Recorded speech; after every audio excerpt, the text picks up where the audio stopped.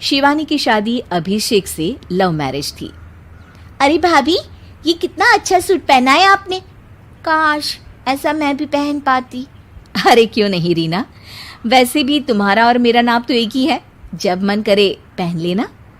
भाभी, आपको आपके पापा ने कितने अच्छे कपड़े गहने दिए हैं। मैं उनकी इकलौती बेटी जो हूँ।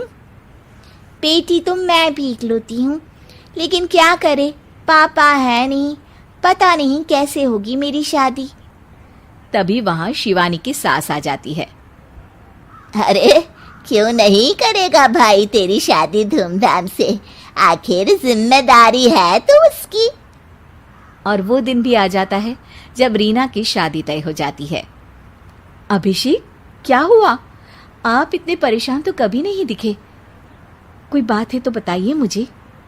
अरे शिवानी, वैसे तो शादी का सारा इंतजाम हो गया है, लेकिन गहनों का रेट तो आसमान छू रहा है। कैसे क्या करूं, कुछ समझ में ही नहीं आ रहा। थोड़ी देर में शिवानी अपने पूरे गहने अभिषेक के सामने रख देती है। ये लीजिए, गहनों का इंतजाम भी हो गया। अरे नहीं नहीं शिवानी, मैं ये गहने किसी हालत में भी नहीं ले सकता। ये तुम्हारे पिता ने तुम्हें दिया था, और तुम हो कि। तभी वहां सास आ जाती है। अरे तो क्या हुआ, इसकी तो हो गई ना शादी, अब किसे दिखाने हैं इसने गहने। सास गहनों का डिब्बा शिवानी के हाथ से लेकर वहां से चली जाती है। रीना की शादी धूमधाम से होती है और अब वो बड़े घर की बहू बन जाती है। वहीं रीना की शादी के बाद शिवानी और अभिषेक उसकी शादी के कर्जों से डूब जाते हैं। मैं सोच रही हूँ नौकरी करनी शुरू कर दूँ, वैसे भी पढ़ी लिखी हूँ, आपकी थोड़ी मदद भी हो जाएगी। वैसे शिवानी, कुछ दिन कर लो तो अच्छा ही होगा, क्योंकि ज़रूरत भी है। अब शिवानी भी नौकरी करने लगती है और घर खर्चे में अभिषेक का हाथ बटाती है। एक दिन शिवानी, रीना का फोन आया था, कह रही थी कि आने वाले त्योहार में उसके ससुराल जाना है। ठीक है माँ।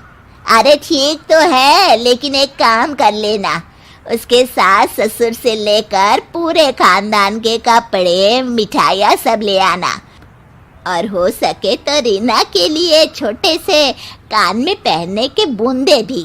और क्या है ना, शादी में उसे सारी बड़ी बड़ी कान की ज्वेलरी दी थी, घर में पहनने के लिए तो उसके पास कुछ भी नहीं है। शिवानी सोच में पड़ जाती है कि वो क्या करे, क्योंकि कर्जों और घर के खर्चों के बाद तो पैसे बचते ही नहीं थे। शिवानी फिर अपने पिता को फोन करती है और उनसे पैसे मांगती है। देखो शिवानी, मैंने तुम्हें शादी के वक्त ही मना किया था कि ऐसे घर में शादी करनी ही नहीं चाहिए। अरे अभिषेक को शर्म आनी चाहिए जो ससुराल से पैसे मंगवा रहा है। शिवानी को पिता की बात पर गुस्सा आ जाता है। आप मेरे पिताजी हैं और मैं परेशान थी, इसलिए आपसे मदद की उम्मीद की पापा। अभिषेक को तो पता भी नहीं है कि मैंने आपसे पैसे मांगे हैं।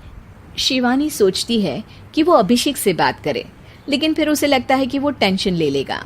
तभी शिवानी की नज़र हाथ के कंगन पर पड़ती है, सीधे बाजार जाती है और उसे बेचकर ननद के घर ले जाने का सारा सामान लेकर आती है और सास के सामने रख देती है। हाँ ठीक है, लेकिन फल थोड़े और अच्छी क्वालिटी के होने चाहिए थे।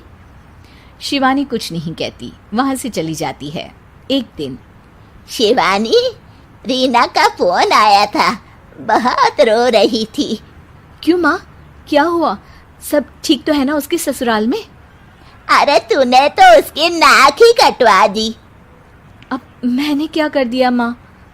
कह रही थी कि बड़े घर की बहू है भाभी, जो कपड़े दिए वो ब्रांडेड भी नहीं थे। तू तो जानती है ना उन लोगों का पहनावा कितना अच्छा है। तू तो मेरी बेटी का भला कभी सोचती नहीं। हाय भगवान, अरे बड़े घर की बहू है, इसी बात की जलन है ना तुझे, लेकिन याद रख मेरी बेटी का सोचने के लिए भगवान है, तुम लोग कभी उसका बुरा नहीं कर पाओगे। अब शिवानी के मन में सवाल था कि क्या ईश्वर सिर्फ रीना के साथ है, उसके साथ नहीं? लेकिन उसे सुकून था कि वो अभिषेक के साथ उसकी जिम्मेदारियों को निभाने में बराबरी की हकदार है। शिवानी वहां से चली जाती है।